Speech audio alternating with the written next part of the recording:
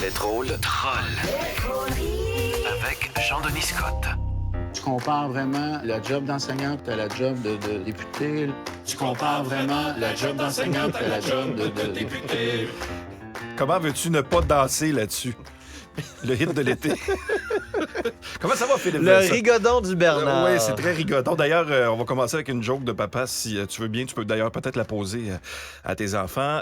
Tu sais quoi la différence entre la Russie et le Québec? Non. En Russie, Vladimir Poutine. Au Québec, le Drainville patine. Le Drainville patine, oui, parce que il y a encore dû présenter des excuses. Je m'excuse auprès de ces personnes-là. Oui, il a dû présenter des excuses parce que Drainville, bien que Drainville, il s'emporte, comme un peu quand il a tenté de justifier dans cette entrevue avec Le Devoir pourquoi le gouvernement de la CAQ a voté une si grande augmentation aux élus, mais une pas si grande pour ses enseignants.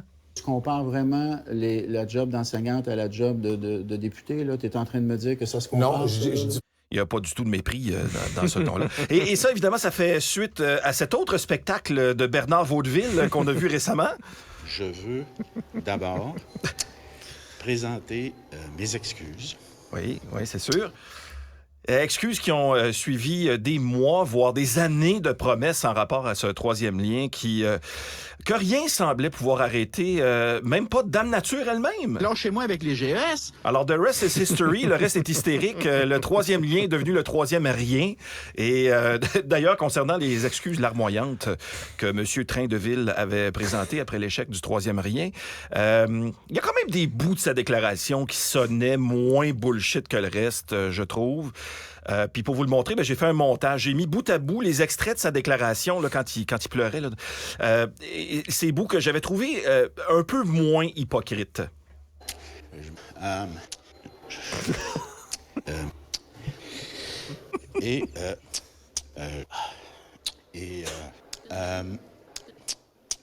Bon, c'est chiant, ça. Il n'y avait rien là-dedans qui était non crédible, il me semble. Alors, c'était les bouts qui sonnaient moins hypocrites. Et là, en exclusivité aux trolleries, on a un extrait d'une nouvelle montée de lait de Bernard Drainville.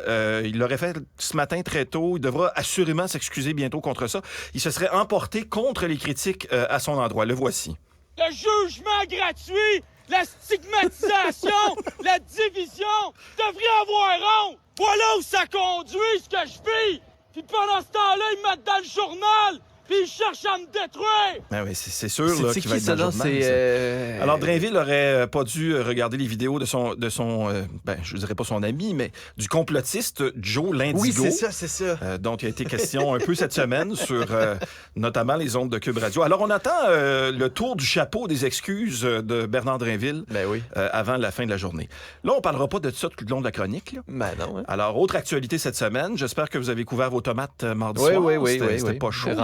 Il a neigé avant-hier à certains endroits à Montréal. Ici, il y a eu de la gouttelette de neige qu'on appelle des flocons. Moi, je voulais aller m'acheter du linge plus chaud, mais je venais juste de payer le linge de nos gouverneurs généraux. Fait qu'oublie ça. Ça pas... Mais là, évidemment, l'histoire, c'est qu'on apprenait cette semaine que Mary Simon, qui magasine visiblement pas chez Simons, et Julie Payette, qui porte visiblement pas de paillettes, qui se sont fait rembourser près de 100 000 $ en frais d'habillement depuis 2017. Qu'est-ce que tu fais avec 100 000 $ de linge? Tu le vends? C'est Kijiji. Fait que, c'est peut-être. Alors, Julie Payette va lancer sa ligne de vêtements, en plus de lancer de la vaisselle à ses employés. Autre nouvelle, maintenant, on sort de nos frontières. Les résidents de l'Arizona ont vécu un référendum récemment. Ils devaient faire des choix au sujet de l'avenir des Coyotes dans la LNH. Et là, la mauvaise nouvelle pour l'État, c'est que le projet du nouvel amphithéâtre a été rejeté. La bonne nouvelle, c'est qu'ils ont pu vivre un référendum sans avoir à se taper Stéphane Dion. Évidemment, il y aurait sûrement eu une loi sur la clarté référendaire. C'est important. Oui, c'est ça, c'est très important. Et tout ça, ça rapproche les Coyotes d'un déménagement. Il y avait plein d'articles cette semaine du genre les 5 destinations les plus plausibles pour les Coyotes. Ils sont chanceux, les Coyotes. Ils ont 5 destinations possibles. Nous, quand les séries approchent, le Canadien a toujours juste une destination possible, le terrain de golf, tu sais. Ouais. Il y en a qui sont vraiment mieux foutus que nous. Hein. Ensuite, si on vient ici à la mise en service du REM entre Brossard et la gare centrale de Montréal, qui est reportée de quelques jours, voire quelques semaines même. Et là, en plus, il y aurait des dépassements de coûts, ce à quoi le super ministre Fitzgibbon a répondu « Lâchez-moi avec les dépassements de coûts! » Là, vous voulez savoir à quel moment le REM va entrer en service? Bien, je vais vous le dire, moi, à quel moment il va entrer en service. Le 3e jeudi de la semaine des 4 jeudis. Ah, bon. Alors, c'est-tu clair? Lâchez-moi avec les délais. Hein? Bon. 2 nouvelles qui vont un petit peu ensemble maintenant, je vous dirais, malgré les apparences. Michael J. Fox est contre l'idée d'un nouveau film Retour vers le futur. C'est à la mode, les reboots. Hein? Autre nouvelle, le prince Harry et Meghan frôlent la catastrophe après avoir été pris en chasse par des paparazzis. C'est à la mode, les reboots, hein, vraiment. Non, au moins, il n'a pas été réalisé jusqu'au bout. De retour dans l'actualité chez nous maintenant, après avoir échoué à 3 reprises à l'examen d'admission à la profession d'infirmière, et ça a remis un peu la question de la sévérité de l'examen sur la table, il y a une étudiante qui s'est résignée à abandonner son rêve d'exercer la profession. Elle a lancé un cri du cœur, et je cite, « Vous saurez que j'ai pas la tête vide, dit-elle en pointant son genou.